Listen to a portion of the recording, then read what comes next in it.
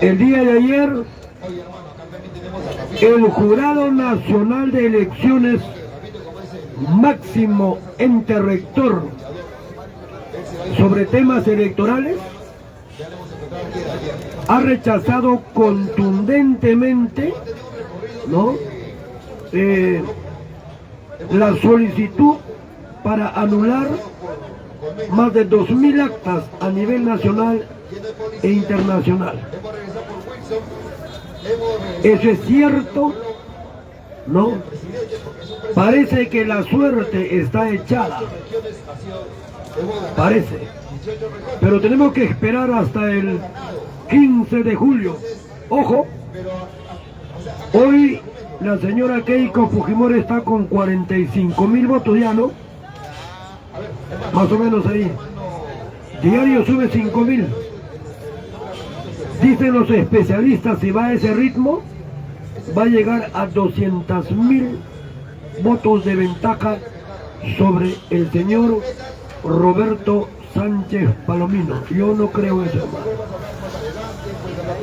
Pero los entes rectores, Oficina Nacional de Procesos Electorales y el Jurado Nacional de Elecciones, especialmente el último, ha dicho: no se va a anular ninguna acta, nada. Pero hay una denuncia gravísima del señor Carlos Brus, Techito. Ayer dijo: ¿cómo es posible que las actas electorales procedentes del extranjero lo hayan traído en maletas? En maletas. Y lo dijo. ¿Y por qué no se digitalizó en el extranjero? Él es político, él sabe, pues, hermano. Él sabe. Y dijo: y si querían traerlo en físico al Perú, deberían de haberlo hecho en valijas diplomáticas, con lacrado, con sello, con el visto bueno de los embajadores. Y él ha dicho: he consultado con algunos embajadores que son mis amigos y le han manifestado de que es muy extraño que actas electorales de un proceso electoral que va a definir el futuro de un país vengan en simples maletines solamente con su cierre. Y lo han traído en taxi. Hay muchas cosas, hermano, que se deben de esclarecer. Pero hasta este momento, la señora Keiko tiene una ventaja de 45.000 votos. Y el Jurado Nacional de Elecciones ha rechazado contundentemente la apelación de Juntos por el Perú. Más bien un inmenso agradecimiento a toda esa gente que aportó para el logro de este objetivo. Ojo, están buscándole 3 pies al gato sabiendo que tiene 4. Buscan también denunciar al señor Roberto Sánchez Palomino justamente por haber manifestado que sus seguidores deberían apoyarlo. Yo he apoyado, por el caso. ¿A quiénes apoyan? Levanten la mano. ¿Todos? ¿Yo se apoyo a Leo? ¡Viva el Perú! ¡Viva el Perú! Compatriotas, vamos a dejar de un lado la política interna. ¿Qué les parece? Ya estamos hartos, ya. Puedo hablar toda la noche sobre la política interna. Allá, la señora Keiko Fujimori ha dicho lo siguiente: si yo llego a ser presidenta, ha dicho, voy a respetar la libre expresión, la libre reunión y los derechos humanos. ¿Lo ha dicho, no, Leo? ¿Lo ha dicho? Pero tengo ciertas dudas, hermano, ciertas dudas. ¿Por qué crees que no viene acá la gente? Hay un temor. Es natural. Es natural. Pero nosotros estamos acá. ¿Qué podemos hacer, hermano? No podemos abandonar esto. No se puede dejar a una población desamparada. No se puede abandonar a la población en los momentos más difíciles. No se puede. Tenemos que estar acá. Y si algo viene contra nosotros, pues tendremos que afrontarlo. En principio, aquí, hermano, nunca se ha gestado la violencia, nunca. En todas las protestas que hemos participado siempre se ha exigido el respeto a la propiedad pública y a la propiedad privada. No hay. Acá hablan, acá no sé qué hablan, otras cosas hablan, ¿no, Leo? Hay que tener muchísimo cuidado, hermano. Muchísimo en el pronunciamiento que se haga acá. Puede sonar fuerte, claro, pero estamos en el ojo de todo el sistema en este momento. Ellos saben perfectamente quiénes somos. Ellos saben quiénes somos. Pero también ellos saben, nosotros, hermano, en nuestra vida que tenemos acá, nunca hemos generado violencia, solamente nos dedicamos a hacer escuela política, a ilustrar, a educar, con historia, con política, con religión. Eso es lo que hacemos acá. ¡Viva el Perú! Muy bien. Compatriotas, voy a tratar un poco sobre geopolítica mundial. ¿Qué le parece, hermano? Escuchen atentamente. Mira, la geopolítica mundial está muy movida, está tenso. El día de ayer, los voceros oficiales de la administración del gobierno norteamericano han dicho lo siguiente: la República Popular de China está depredando el mar del Perú. La República Popular de China está depredando el mar del Perú. Eso lo hemos sabido siempre. Eso lo hemos... Pero ¿quién autorizó para que deprede nuestro mar? El Congreso. Los que están ahí. Ellos. Algunas veces decía acá, ¿por qué ya no tomamos sopa de choro? ¿Recuerdan? Sopa de choro. Más antes el montón te venía un sol, te vendía en el mercado. Te daban yapa. Ahora ya no hay. No es que no haya en nuestro mar, sino que la están depredando. Gigantescas barcazas chinas. Pero Estados Unidos actúa elegante. El embajador norteamericano Bernie Navarro se ha acercado a los pescadores artesanales y los ha apoyado, les ha mostrado su preocupación. ¿Es gratis eso? Por favor, pues, hermano, por favor. Compatriotas, de que nuestro mar está siendo depredado, eso es justo. Nosotros ocupamos el 5.º lugar en tener el mar más rico del mundo. Tenemos más de 3.000 variedades de especies marítimas entre peces, crustáceos y moluscos. Más de 3.000 variedades. ¿Ah? Pero eso no llega mayoritariamente a la población. ¿Sabes con quién llegaba mayoritariamente a la población? Cuando estaba Luis Banchero Rossi. Con él. ¿Y cómo así han entregado todo nuestro mar a los chinos? Mediante los famosos contratos ley. Eso es muy cierto. Y en un hipotético gobierno de fuerza popular, esto se va a acrecentar. Es la verdad. O alguien me puede decir que se va a recuperar. Por favor, pues, hermano. No. Entonces, compatriotas, lo que dicen los norteamericanos es muy cierto. La República Popular de China está depredando nuestro mar.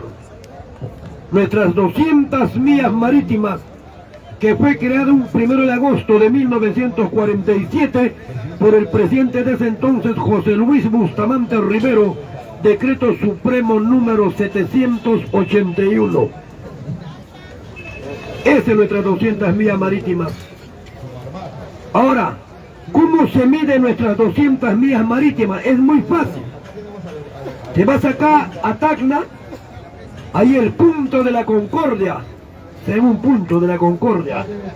De ahí, jalas, agarras una wincha. Te voy a explicar coloquialmente, ¿ah? Agarras una wincha y mides 370 kilómetros mar adentro. Te vas al norte igualito, 370 kilómetros mar y los unes. Esos son las 200 millas marítimas que tenemos ahora. Eso es. Y hay muchos políticos también que han buscado concesionar nuestro mar, o que el Perú se adhiera a la Convención del Mar, que es la constitución política de los océanos. Eso es muy cierto, hermano. Tenemos que proteger nuestro espacio marítimo. Tenemos que hacerlo, hermano. Y cuando el gobierno norteamericano dice que de los chinos están depredando nuestro mar, es muy cierto. Eso es muy cierto, compatriota. ¡Viva el Perú! Vamos a seguir con Estados Unidos. Hermanos, el primer ministro israelí Benjamín Netanyahu ha calificado la firma del fin de la guerra entre Washington y Teherán como una traición al pueblo israelí. Como una traición. El día de ayer, 19 de junio del 2026, no, el gobierno de Donald Trump y el gobierno de los ayatollah de Irán firmaron el Tratado de Paz. ¿En dónde se firmó? En Versalles, en el Palacio de Versalles. ¿Dónde queda el Palacio de Versalles? En Francia. Allí mismo se firmó también el fin de la Primera Guerra Mundial, el 28 de junio del año 1919. Allí se firmó el Tratado de Versalles, que puso fin a la primera conflagración mundial, 28 de junio de 1919. Y el día de ayer, el señor presidente norteamericano con toda su gente han firmado el Tratado de Paz. No, ojalá dure. Y ante ese hecho, el primer ministro israelí Benjamín Netanyahu ha calificado como traición de los Estados Unidos a Israel. Y los norteamericanos le respondieron al toque, le dijeron: tenga mucho cuidado con lo que te estás manifestando, porque nosotros somos la única nación más poderosa del mundo que todavía somos tu aliado. ¿Ah? Pero Netanyahu es soberbio. ¿Qué ha dicho? Yo voy a proseguir con mi misión que tengo en el Líbano, y lo va a proseguir. Ahora, en esta paz que está firmado entre Estados Unidos e Irán, ¿quién ha ganado? Una superpotencia pide la firma de paz con un país emergente. El país más poderoso con alta tecnología militar le pide paz a un país emergente como Irán. Mira, ¿cuáles fueron los principales objetivos del gobierno norteamericano cuando inicia su beligerancia contra Irán? Reabrir el estrecho de Hormuz, traerse abajo al gobierno teocrático de los ayatolás en Irán. 2.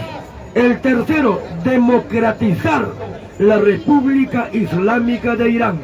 ¿Cuál de ellos ha cumplido? Ninguno. Ninguno. Ahora la pregunta es, entonces, ¿por qué Estados Unidos se apresuró en firmar la paz con Irán? Lo hemos dicho acá siempre. El petróleo estaba por las nubes.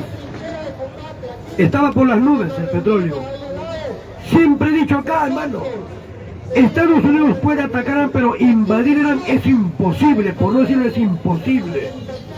Ellos no tienen que hacer mucho esfuerzo, solamente tienen que cerrar el estrecho de Hormuz. Por ahí pasan diariamente más de 700 barcos cargados de petróleo. Golfo de Omán, Océano Índico y de ahí al mundo. El 40% de crudo que se consume en el mundo sale del Golfo de Pérsico. ¿Cuántos barriles de petróleo se consumen en el Perú diariamente? ¿Ah? En el Perú se consume diariamente 250.000 barriles de petróleo, pero Petroperú solamente produce 40.000 barriles diarios de petróleo. Y si entra la señora Keiko Fujimori, te aseguro desde acá, Petroperú va a ser rematado. La refinería de Talara va a ser rematado. ¿Alguien tiene alguna duda? Otra cosa, hermano, de Irán.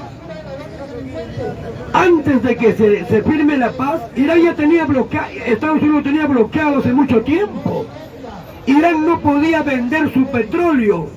Si tenía que venderlo, tenía que hacerlo en barcos clandestinos, en barcos piratas. Hoy no. El tratado dice, Irán podrá reiniciar su venta de petróleo al mundo. 2. Antes de esta declaración de paz, en muchos bancos europeos y norteamericanos, Irán tenía más o menos 250.000 millones de dólares bloqueados. Todo eso lo va a recuperar. ¿Está claro? Otro punto favorable a Irán. Irán va a proseguir con el enriquecimiento de uranio para su arma devastadora que tiene planeado. Estados Unidos no lo ha prohibido. Por eso se pronunció el primer ministro Benjamín Netanyahu, dijo, si Estados Unidos no ha podido detener el enriquecimiento de uranio, nosotros lo vamos a hacer. ¿Ah? La pregunta es, ¿por qué Irán no fue derrotado por esa coalición israelí-norteamericano?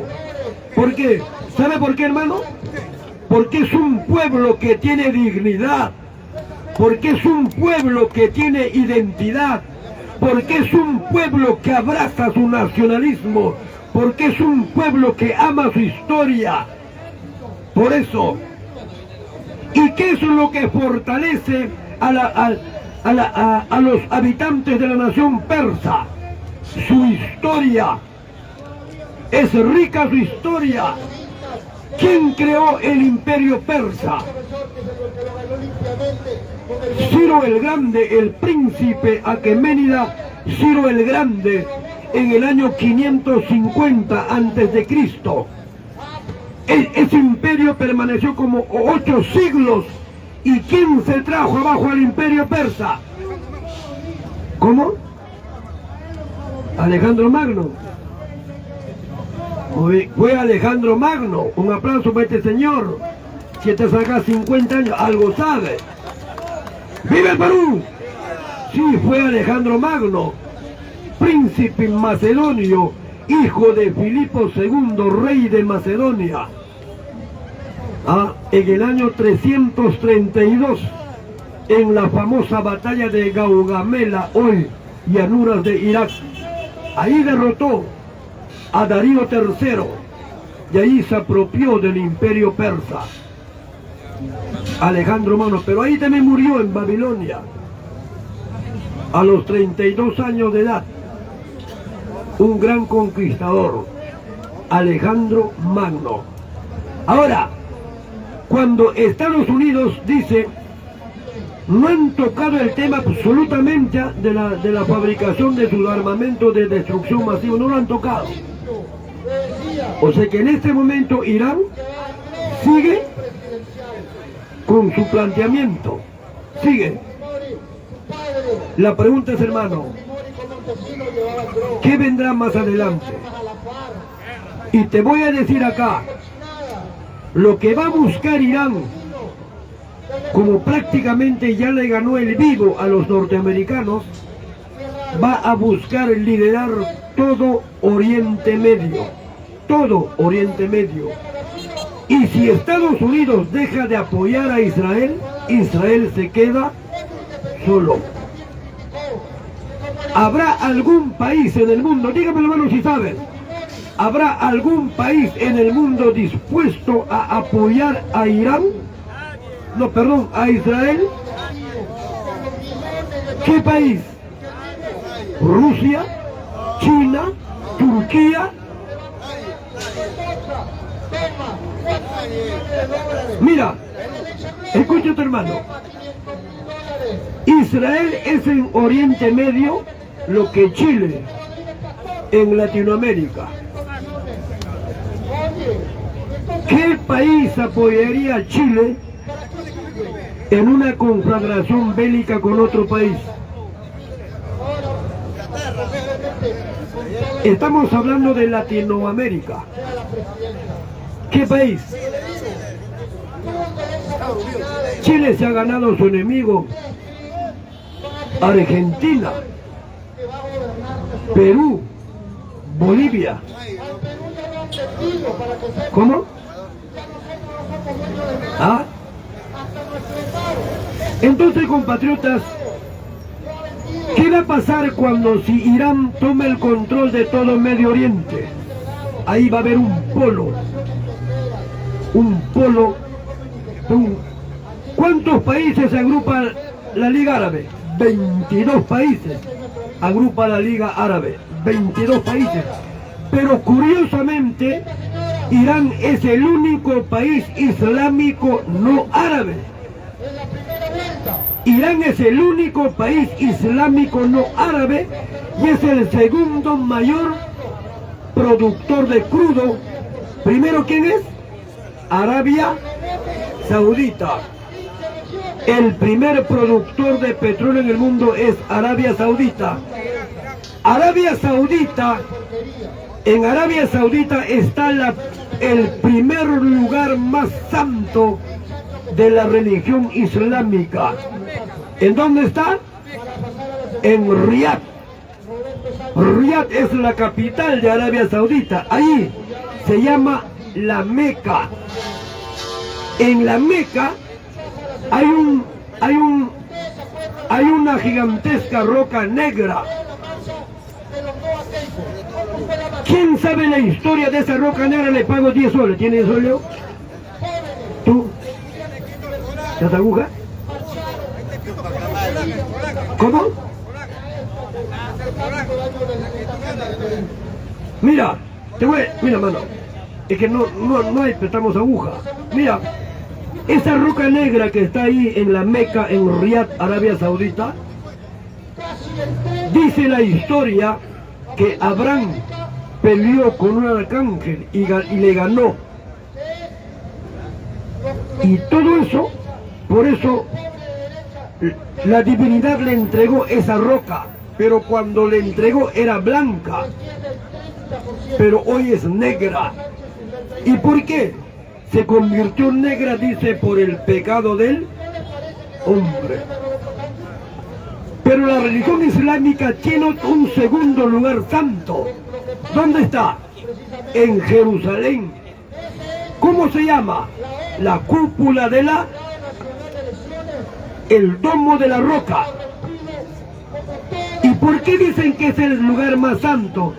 Dice la leyenda, dice lo siguiente, que cuando Alá muere, de ese lugar se elevó a las alturas montado en un caballo alado blanco llamado Burak.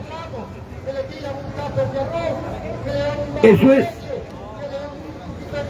Pero Irán abraza también la religión islámica, pero es una rama que se denomina chiita.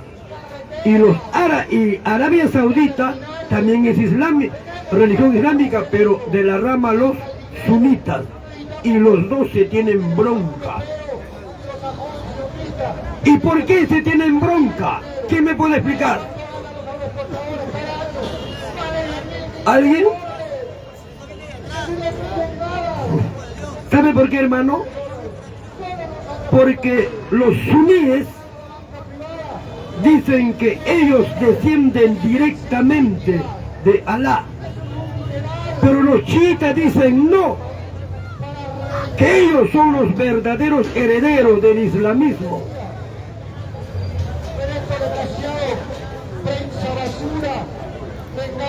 Los judíos creen en Jesucristo. Es historia pura, los judíos creen en Jesucristo. ¿Por qué no creen? Por tres razones. Ellos también esperaban la llegada de un Mesías, pero la llegada de ese Mesías tenía que haber sucedido tres cosas. El primero, ¿qué esperaban con la llegada del Mesías? ¿Qué esperaban? La reconstrucción del templo de Jerusalén, el templo de Salomón.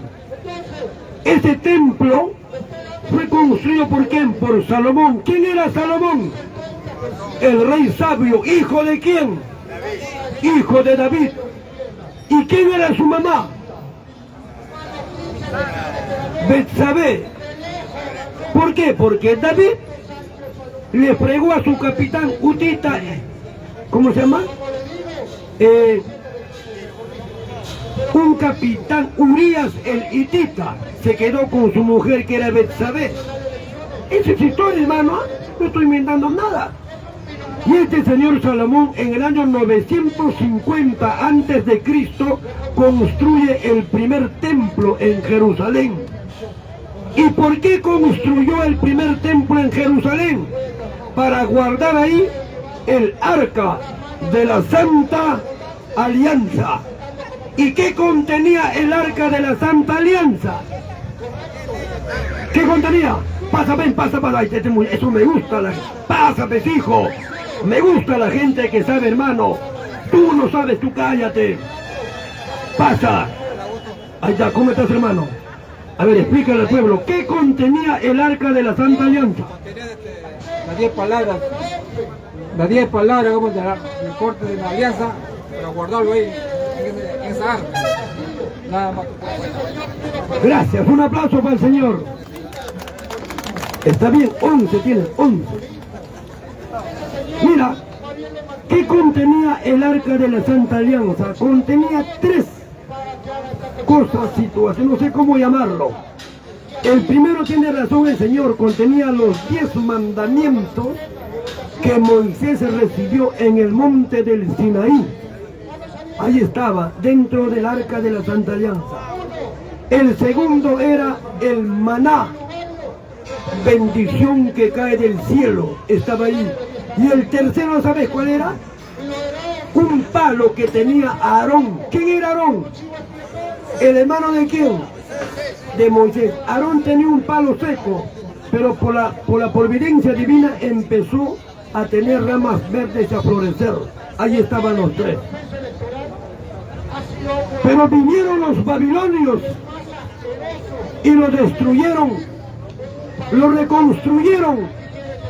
Vino Tito, hijo del emperador romano Vespuciano, que en el año 70 de nuestra era lo destruyó completamente. Ese era el templo de Salomón. Por eso los judíos decían, el Mesías tiene que reconstruir el templo de Salomón. ¿Qué tal la historia, hermano? ¡Viva el Perú! Entonces, ¿qué cosa debería el segundo? Era de que dice, el Mesías tenía que reunir a todos los israelíes dispersos en el mundo en una sola nación. Tercero, que iba a traer la paz mundial y que ya no iba a haber guerras. ¿Cuál de ellos se cumplió? Ninguno. Por eso los israelíes no creen en Jesucristo. Yo sí creo en Jesucristo. Hermano, siéntate. Siéntate, pues, hermano. O ponte un gorro porque tu frente brilla demasiado. Tú cállate. ¡Viva el Perú! Hablar de religión, hermano, es lo más hermoso que hay. ¿Qué cosa hay más, por ejemplo, en Jerusalén? Ahí está también el lugar más sagrado de la religión judía. ¿Cuál es? El muro de los lamentos. Pero ese muro de los lamentos no es parte del templo, sino que es el muro que circundaba el templo. Hay otro lugar santo de los cristianos. ¿Cómo se llama? El Santo Sepulcro. ¿Quién construyó el Santo Sepulcro? ¿Cómo dice? Oye, ¿qué tiene que decir? Pásame una banca, una banca. Volteado así para agarrarle acá. Cálmate, hijo. Mire, hermano. El Santo Sepulcro es el lugar más santo de los cristianos.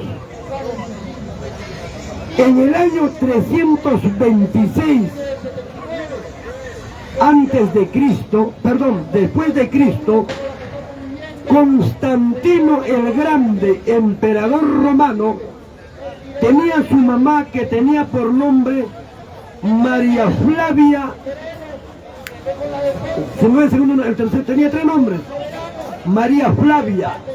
Ella era la mamá de Constantino el Grande.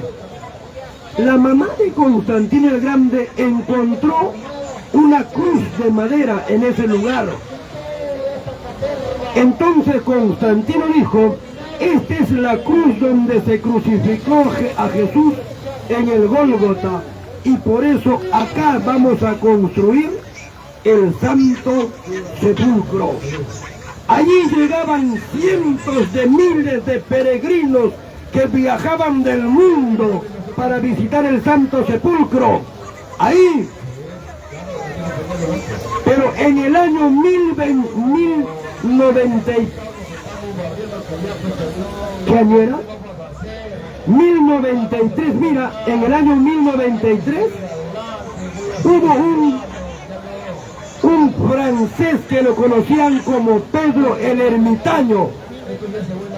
Pedro el Ermitaño hizo su peregrinaje como todos los años y llegó a Jerusalén. Pero cuando llega a Jerusalén, Jerusalén había sido tomado por los sarracenos o por los musulmanes. No lo dejaron entrar, lo botaron a patadas. ¿Y qué hizo Pedro el Ermitaño? De regreso a Europa, casa por casa, pueblo por pueblo, decía: el lugar santo ha sido tomado por los sarracenos. Esa pletórica llegó a bocas del Papa, se llamaba Urbano II. Y Urbano II convocó a todos los señores feudales para la primera guerra de las cruzadas. Leo, le falta historia a la gente. ¿Qué hacemos? La primera guerra de las cruzadas, ¿ya? Ahí fue cuando se juntaron 3 grandes señores feudales. Ahí estuvo Godofredo de Bouillon, estuvo Balduino de Flandes y estuvo este señor, no recuerdo su nombre, ahorita me acuerdo. La guerra duró 3 años y ganaron los señores feudales. Y cuando toman el control de Jerusalén y expulsan a todos los sarracenos, había un cruzado llamado Godofredo de Bouillon. A este señor, ahí en Jerusalén, querían coronarle con diadema de oro, con una corona de oro. Y este señor dijo: yo no puedo ser coronado con oro, donde Cristo fue coronado con espinas. Se le conoce como el mejor de los cruzados. Pero los peregrinos no llegaban fácil a los cruzados, no llegaban fácil a la Tierra Santa. Eran atacados constantemente. Ahí aparecen los caballeros templarios. Porque lindo la historia, no leo. Los caballeros templarios. Ahí aparecieron, hermano. ¿Ellos qué defendían? Defendían a todos los peregrinos que iban al Santo Sepulcro. Se volvieron millonarios, tenían muchísima plata. El rey Felipe II de Francia le debía plata. Este rey Pendavis un día los acusó de malversadores, traidores, y los mandó al otro mundo, a todos. Así es, hermano, la triste historia de los caballeros templarios.